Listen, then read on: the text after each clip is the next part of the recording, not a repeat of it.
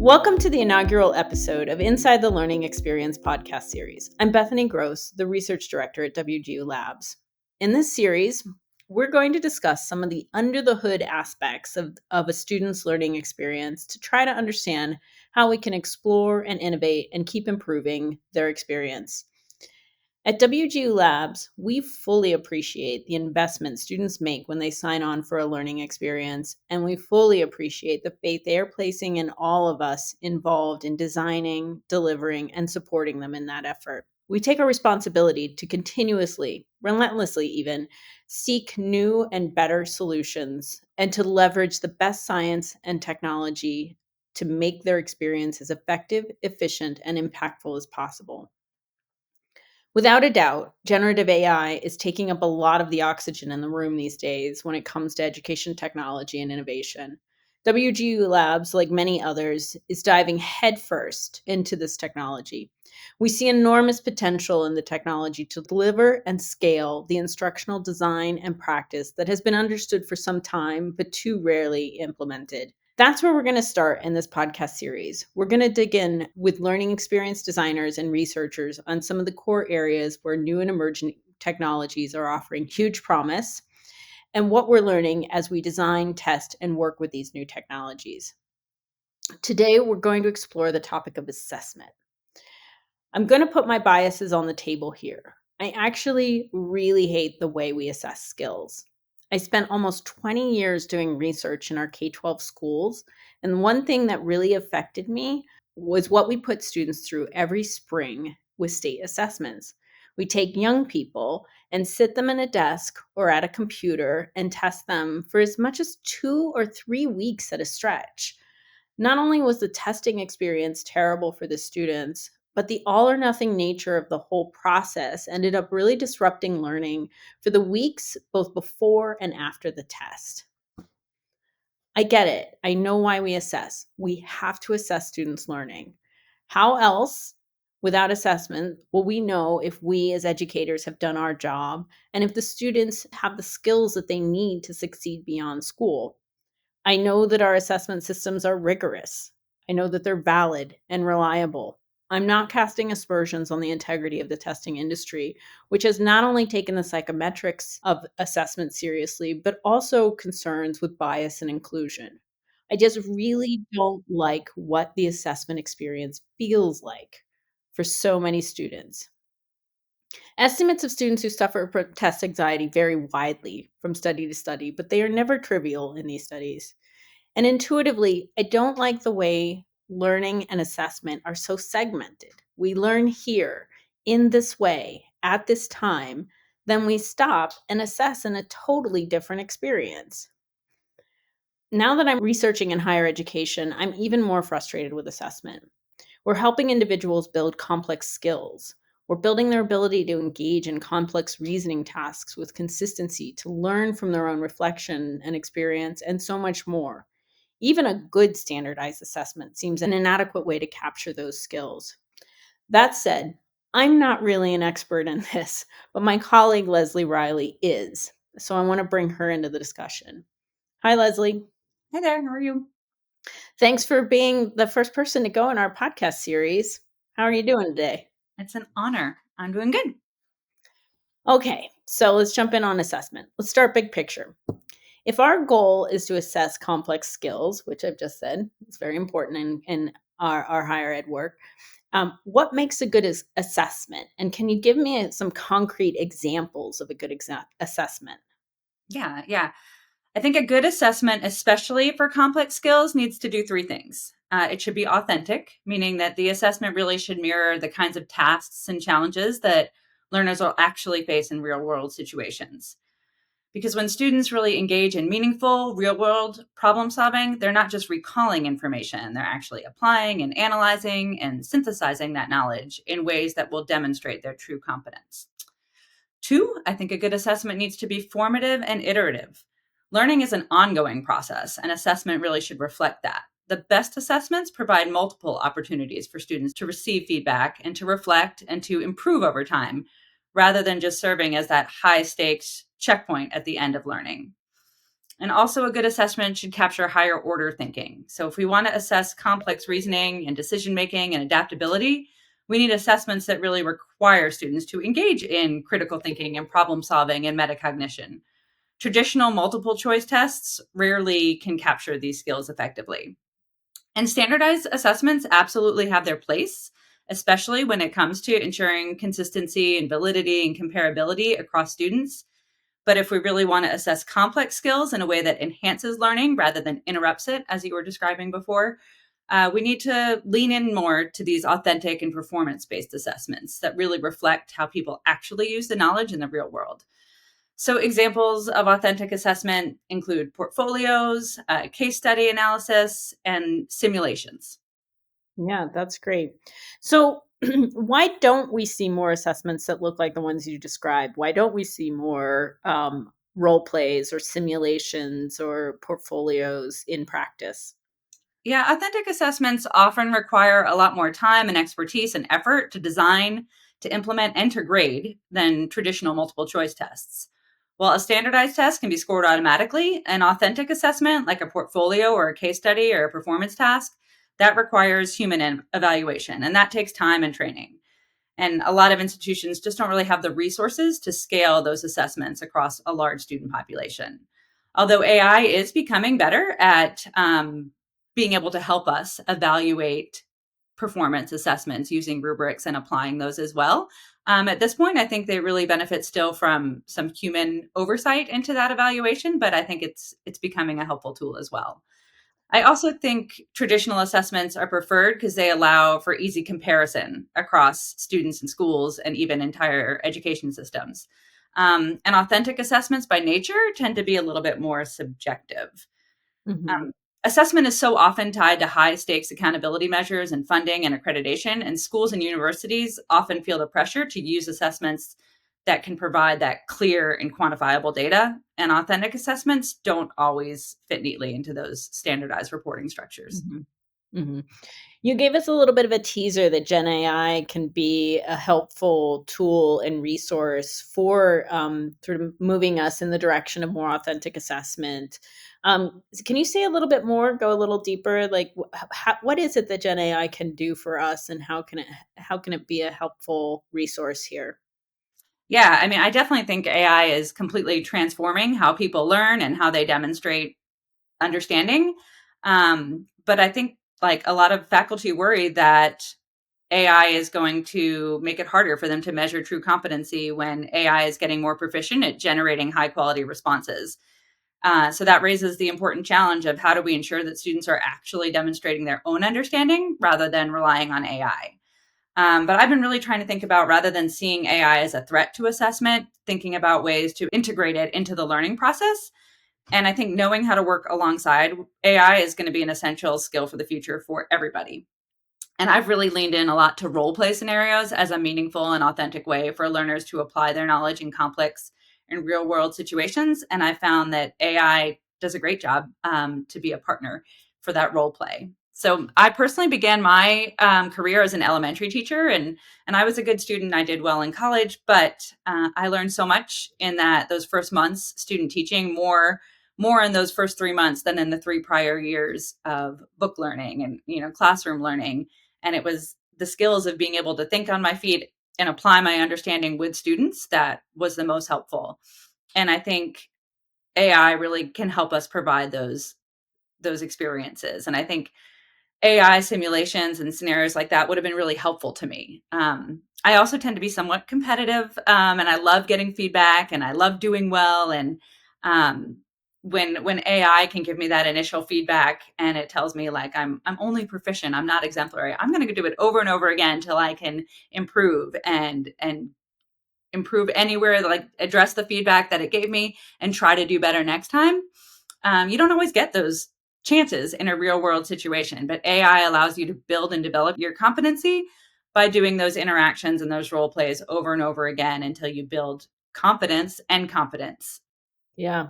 No, it seems like a really great resource and tool to think about, especially, preparing people for the work that they'll do when they're in the workforce too.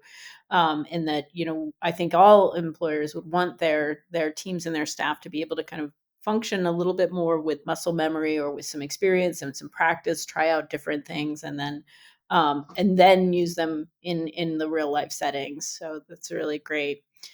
So, Lesley, I know that you have been building some examples of these assessments. Can you tell us a little bit more about what those are and maybe show us one? Yeah. So the first one I built was a parent teacher simulation GPT. And that was because, again, as my experience as a classroom teacher, I was young and that was not something actually covered in the curriculum, but it was something that like I felt a little bit unprepared for.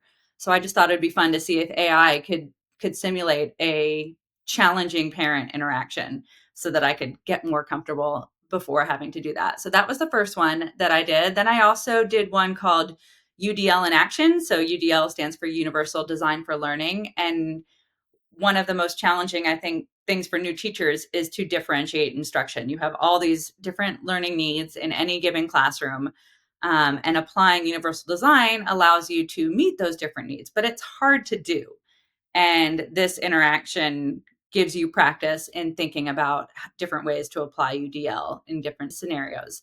And then another one I did was a little bit more outside of my wheelhouse as an educator, but a customer service GPT. Again, trying to apply active listening and de-escalation techniques to address the needs of customers who have had some sort of challenge. So those are the three I've developed. Yeah. Well, let's take a look at one. Maybe the UDL in action. All right. The way this works is it allows a user to, you can start either by, if you're not familiar with UDL, you can say, can I get a refresher on UDL principles? So I'll just click that real quick so you can see what it provides. And it gives like a broad background about what universal design for learning really means. So it's about providing multiple means of engagement, different ways that learners can engage with the learning, multiple means of representation, different ways to present information to learners, and multiple means of action and expression, different ways for students to demonstrate their learners. So once you get that background, you can say, are you ready to apply it in the classroom? And I'll say yes. And now it is going to ask me what grade level I want to teach. And I really like designing these interactions like this, where it gives the learner some agency and a way to personalize the learning experience to their future goals. So, I was an elementary teacher, so I'll say fourth grade. And it also, you saw there, asked if you want a specific subject. In elementary, you teach them all. But if you were choosing high school, you could have said 10th grade math, whatever. So you could personalize this part of the experience to your future career goals. The next thing it does is gives you a very basic lesson plan. So the instructions for the GPT, I have the Common Core standards uploaded in the back. So it chooses a standard, and the instructions are to give a very basic lesson plan that doesn't have a whole lot of differentiation outlined. So it gives the learner some room to do that. So this lesson plan shows a fourth grade lesson about understanding theme in literature. So they're going to discuss their favorite books and the messages they took for them. There'll be a read aloud where they have to identify details, and they'll work in pairs to find themes in different fables. And each child will choose a short passage and write a summary.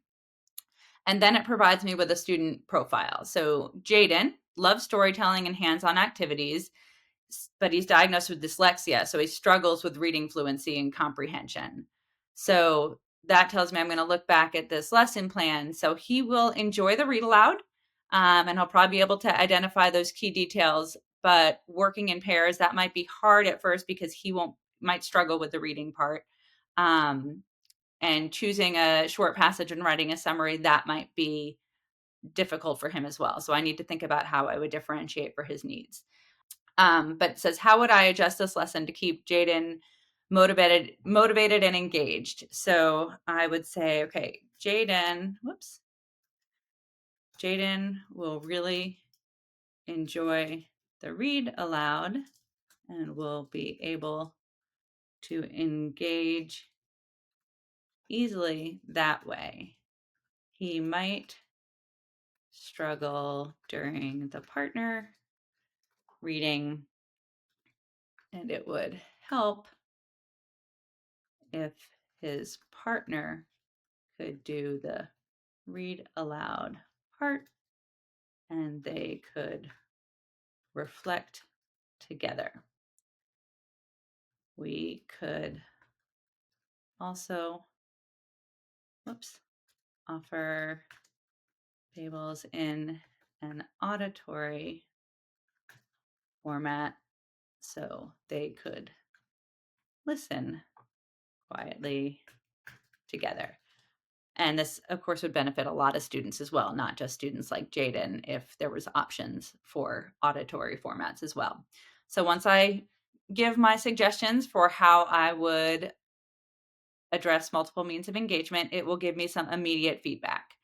So it told me the strengths of my strategy about read alouds are beneficial for him. Partner reflection keeps him socially engaged, and audio versions help him. So it didn't give me any constructive feedback there, but sometimes it does.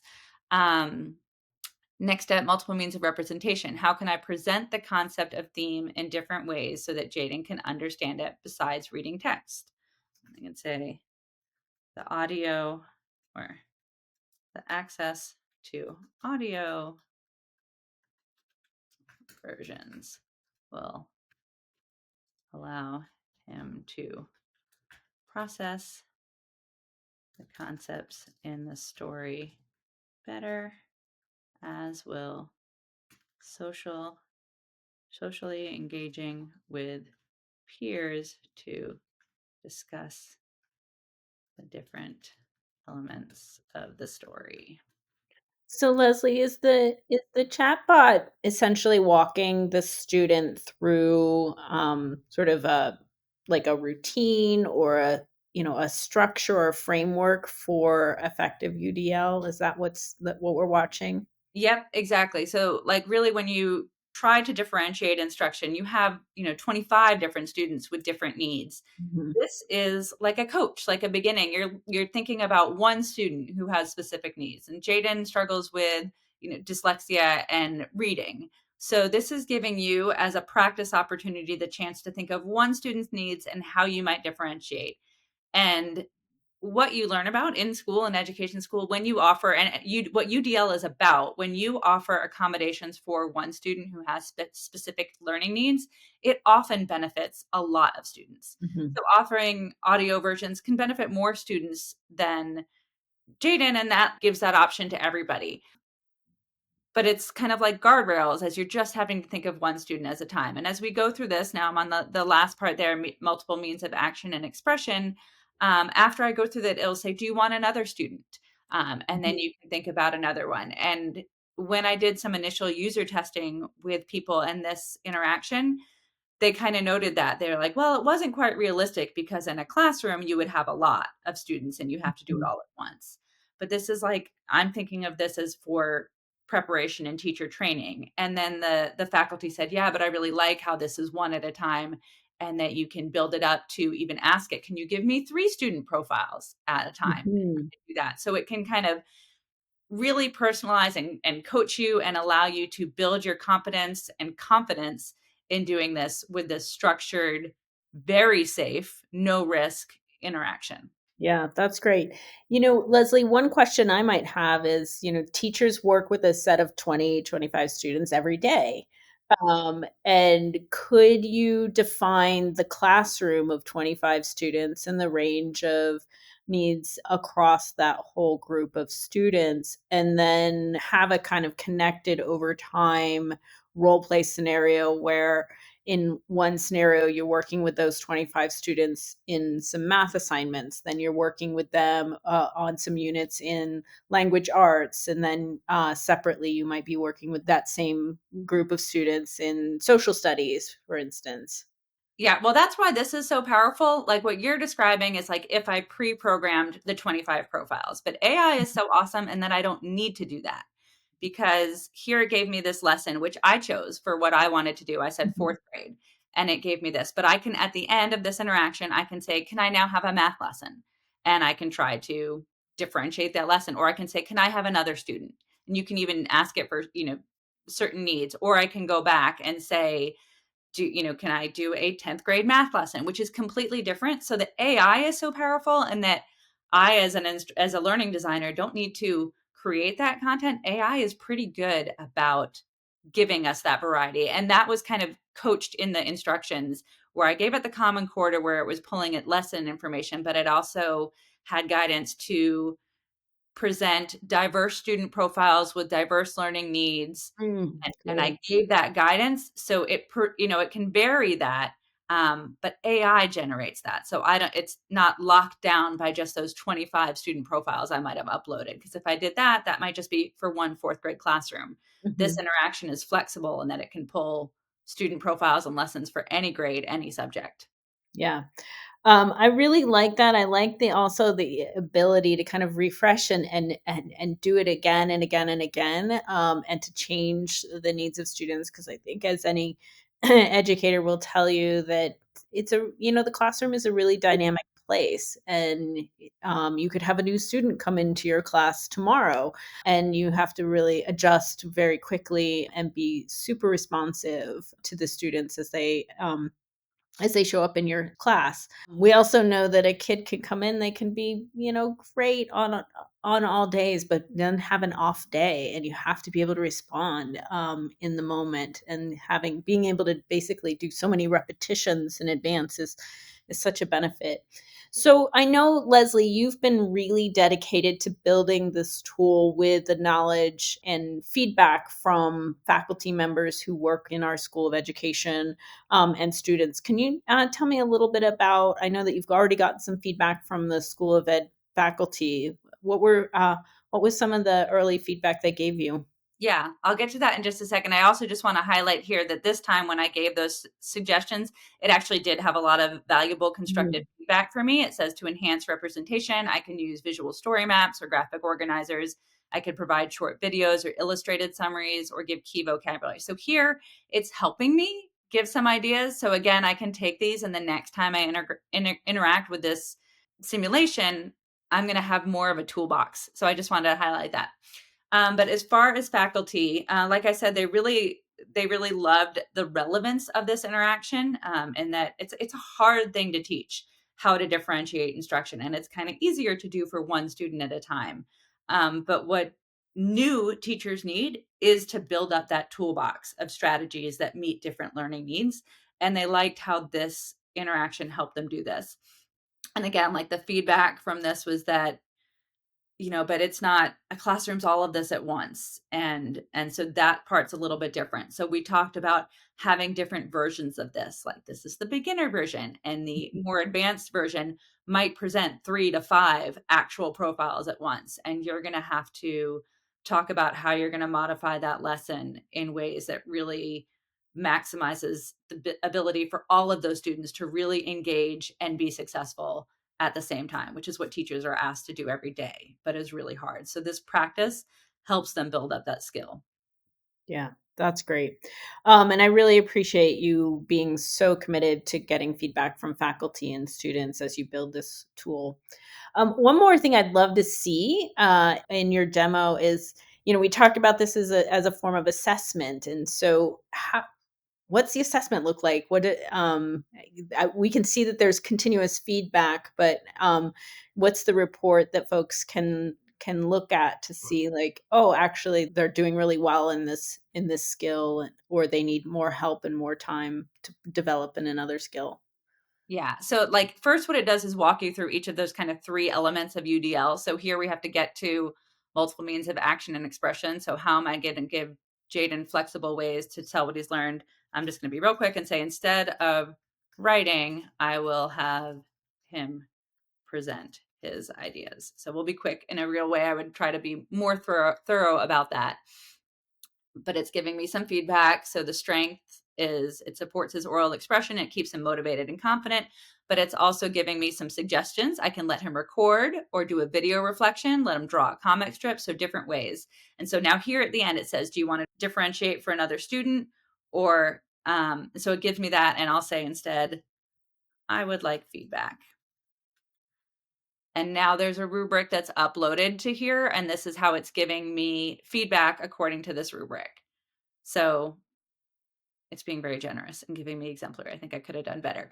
Um, but like, like I mentioned, how I'm competitive at those areas where I was proficient. Okay, I need to do better at multiple means of representation. So it's giving me an area of growth. And I as a learner would take that and be like, okay, I'm going to really focus on improving my ability with those, with multiple means of representation, maybe going back into the learning resources and seeing what I can learn more about that, and then engaging more, because this also talked about that at the beginning about an authentic assessment being iterative. So you can keep getting feedback and keep growing. So in general, then it gives you kind of an overall. And then it wraps up by saying you want to do it again with a different student, or you can say I could have a new lesson. So it can keep allowing you to interact. This was all really great. So, Lesley, what are the puzzles that you still feel like you need to solve for to know that a tool like this can be used as an assessment? Yeah, we're still trying to figure out how we can ensure validity and reliability. So, if we're using a tool like this for assessment, we need to be confident that it's measuring what we intend, teachers' ability to apply UDL principles effectively. And we have to explore whether the GPT feedback actually aligns with expert evaluations to make sure that users get consistent and fair feedback. And that's actually something I forgot to mention. One time when I was testing with faculty, they didn't like the feedback that they got. I think it was trying to say they had a student who also struggled with writing. And so they talked about how they could act it out. And the feedback from the GPT was like, you could, video record that and then have them watch it later or present it. And the teacher, the faculty member, thought like, I don't like that. Every time we record students, we need to get parent permission, and there's things we need to think about. So I don't like that feedback. And she was saying this to me. I said, tell that to the GPT. So she typed in, like, explained why she didn't believe in having them recorded as an accurate. And then the GPT engaged with, like, I understand, that's valid. And it engaged and it gave different solutions. So I think that was an example where we had an expert faculty. A new pre-service teacher may just think, oh, okay, that's great. I'll do that next time. But the faculty raised some really valid concerns about recording students. So I think there's still that element of needing to validate the feedback that's coming from the AI. And we're also really trying to work on how we can capture and measure student growth over time. So right now, you saw that this tool provides some immediate feedback, but for assessment, we need to be able to track the user's development over time. And so we're looking at working with vendors right now that have those dashboard components that can actually track how many times the user interacts with it, and to show the feedback that they get every time, so that the instructor can actually go in and see how much the learner is actually engaging with it and how they're growing over time. And the learner themselves, of course, has access to that feedback to measure their growth and improvement. And we're also trying to think about how AI can provide, a balance with human in evaluation. So AI can provide that structured and immediate feedback, like you saw, but we often still require that human judgment, and trying to figure out the right mix of AI-driven assessment and instructor review to ensure accuracy.